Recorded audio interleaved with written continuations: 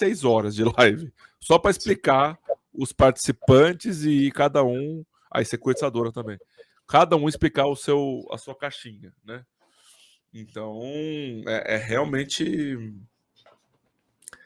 para ser complexo, tá, gente? Não é que as pessoas fazem desse jeito, com 105 páginas, para ficar difícil de ler. Não é isso. É que é para ser complexo mesmo, porque são diversos documentos amarrados entre si, e o termo de sequenciação ele está aí fazendo de maestro para, quando der o estresse, ter as regras combinadas. Ter as regras combinadas. Mas é isso. Meu caro, se tiver uns minutinhos, a gente pegar algumas perguntas, se você não se importar. Pode vir. Né? A gente já respondeu algumas, como essa do Finos Paper a gente respondeu já. Boa. O deck, inclusive, foi o próprio deck que sugeriu essa live, então em abraço, meu caro membro nosso lá.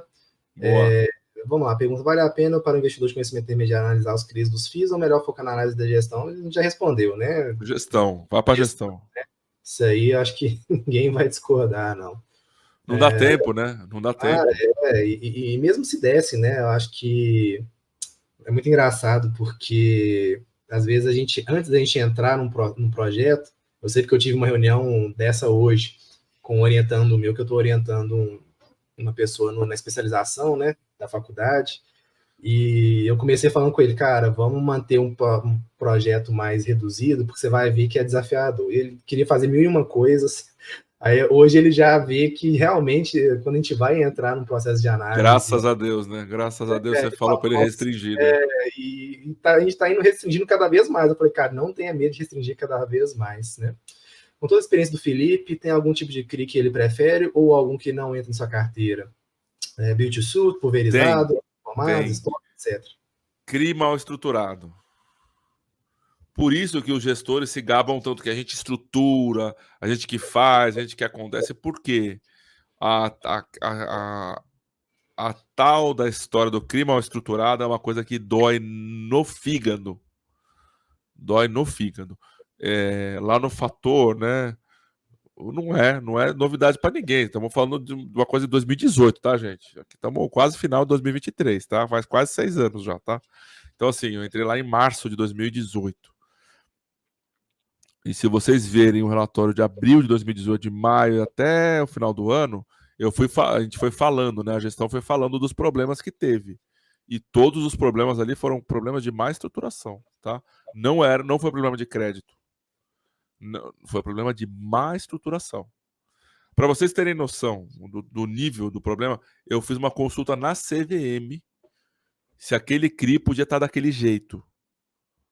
De tão mal estruturado que estava, eu fiz uma consulta na CVM, porque um dos CRIs lá, a devedora, ela tinha comprado a série subordinada. E ela votava na Assembleia como se ela fosse um votante comum. Só que ela tinha conflito de interesse. Então eu solicitei, fiz uma pergunta à CVM especificamente desse assunto. Pô, mas ela não tem o interesse.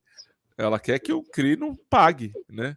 Então, o CRI foi o problema, tá? CRI mal estruturado. E não foi nem pelo meu antecessor, tá? Que foi o Selegato. Não foi nem ele que estruturou, foi outra casa que estruturou, tá? E depois vendeu pra gente. E na época a gente não viu isso, né? Quando comprou, não viu isso. Porque não pensou... Não sabia, não. O Selegato era o gestor anterior a mim, no Veritá. Então, o que eu vejo, assim, é CRI mal estruturado. O que quer dizer CRI mal estruturado? Falta de experiência, falta de cabelo branco, falta de estresse, pessoa ter passado por dificuldade. Olha só como são as coisas. A primeira operação imobiliária que eu participei no mercado deu problema. Eu não estava estruturando, né? Eu era apenas um estagiário, mas eu participei de toda a negociação, de toda a estruturação, toda a reestruturação, de todo o estresse. O que foi? Foi fraude, tá? Não tem como pegar, né? Assim, fraude, a gente fala que não tem como pegar, certo? Você pode fazer todo o trabalho que for, mas no final das contas você não consegue. Da vida, né? Assim, você não consegue pegar, é fraude, né? Então, mas eu aprendi muito com aquela operação. Na primeira, eu já aprendi muito, assim, logo de cara, né? Então, os acasos da vida, né? Então, assim, logo naquela primeira eu já aprendi muita coisa, né? Aprendi muita coisa do tipo o primeiro C de crédito, ele é o que mais vale disparadamente, que é o caráter. Então, assim, o meu chefe na primeira casa que eu trabalhei no mercado financeiro, Alexandre Vitorino, é a pessoa que criou o Renda Mais, tá? Pra você ter noção, assim, da qualidade da pessoa. Eu tive a sorte de trabalhar com ele, né? Ele falava assim, Felipe, boi preto anda com boi preto. Simples como isso. O que quer dizer, né? As pessoas que fazem as maracutaia, a pessoa que não faz maracutaia não anda com pessoa que faz maracutaia, né? E o banco que eu trabalhava na época que fez essa operação falhou na verificação dos nomes das pessoas que estavam envolvidas na operação. E aí foi por isso que a fraude aconteceu. Então, eu vejo que pode ser BTS, pode ser pulverizado, pode ser não performado, pode ser até multipropriedade, que existe um preconceito com esse assunto hoje, né? Pelos problemas que tiveram. Não importa, se a pessoa for boa e dedicada. Olha só que legal, um exemplo para falar essa pergunta do João, tá? Quando eu estava lá no Veritá, a gente estruturou o CRI da Dengo. Hoje a Dengo é conhecida por todo mundo. Se eu falar que Dengo, a pessoa sabe chocolate, qualidade, né? Já pensa aqui numa coisa ótima, né? Mas a gente fez o CRI que fez a loja deles da Faria Lima. E eu que estruturei junto com a Ourinvest, securitizadora na época, e com quem estava trazendo a operação para a gente. E eu não conhecia as pessoas. Mas a gente combinou algumas coisas ao longo do documento e tiveram duas coisas que não ficaram dentro do documento, dentro do termo de securitização. Mas como são pessoas muito sérias, um abraço pro Gabriel e pro Lucas, que me ajudaram a estruturar essa operação lá do lado deles, a palavra valeu mais do que o papel. É o caráter. É o caráter que vale. Não adianta a gente achar que é outra coisa. É o caráter. Então, é a primeira coisa. Tem que fazer uma due diligence bem feita no início da operação para evitar pessoas que não tem uma palavra assim muito boa, sabe? Porque daí se tem a palavra, tanto faz o que tá no papel. Sim, sim. Legal. Às vezes eu me estendo nas respostas, desculpa. Não, cara, não, mas é isso mesmo, cara, né? Assim, é uma das coisas que você fala no livro também, né? Você acha que. Essa pergunta é legal, hein? Você acha que para fundo de tijolo crescer, fundo de papel também tem que crescer? Com certeza absoluta. Legal. Pergunta legal essa. Não tem. Hoje, o Brasil é um país de crédito, gente. Pros fundos de. Ó, eu ainda não fiz esse levantamento, mas quantos fundos de tijolo hoje não tem CRI?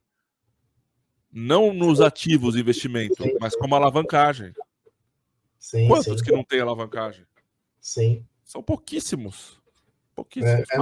Faz parte da indústria, né? Tem como. É a própria.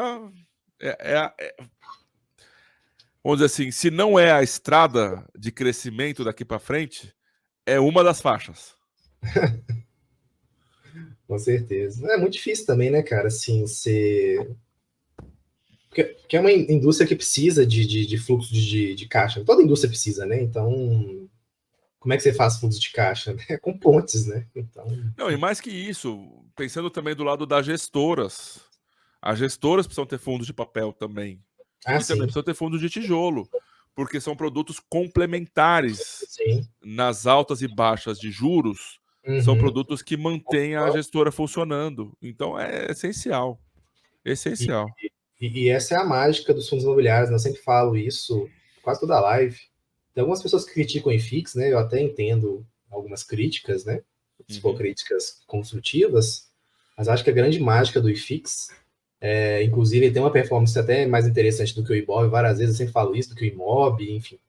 É porque eu acho que ele é muito defensivo quando ele tem que ser papel, e ele é arrojado quando ele tem que ser tijolo e FOF, né? Então, você vê que em 2019 o IFIX ele subiu mais do que o IBOV na queda de juros, né? Aquela pernada lá, você vê o gráfico, dá uma pernada parecendo uma montanha russa. E quando ele vai em momento de estresse, a gente vê que o papel dá uma segurada, né? Então, eu gosto muito dessa dualidade aí dos fundos imobiliários, né? O Marco falando das compromissadas, você quer falar rapidamente sobre o que você acha melhor Eu, de eu até papel? preciso atualizar meu livro, né? Isso aí eu realmente eu